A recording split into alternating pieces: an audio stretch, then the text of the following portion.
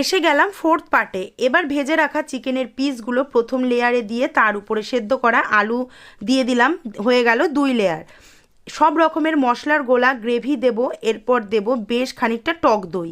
এবার সলা সলা বিরিয়ানির ভাত দেব অর্ধেকটা, ভালো করে ছড়িয়ে দিয়ে উপর থেকে দেব দুধে ভেজানো কেশরের যে গোলাটা বানিয়ে রেখেছিলাম ওটা, আর দিয়ে দেব পেঁয়াজের সাথে বেরেস্তার সাথে মেশানো যে খোয়া ক্ষীর সেটা দিয়ে এবার খুব ভালো করে উপরে আর যতটুকু ভাত ছিল ততটুকু ভাত দিয়ে দেবো, দিয়ে দুধে গোলা কেশরটা দিয়ে ডাইরেক্ট গ্যাসে হাঁড়িটা ভালো করে ভারী কিছু চাপা দিয়ে বা আটা দিয়ে সিল করে 30 মিনিটের জন্য মিডিয়াম ফ্লেমে রেখে দেবো।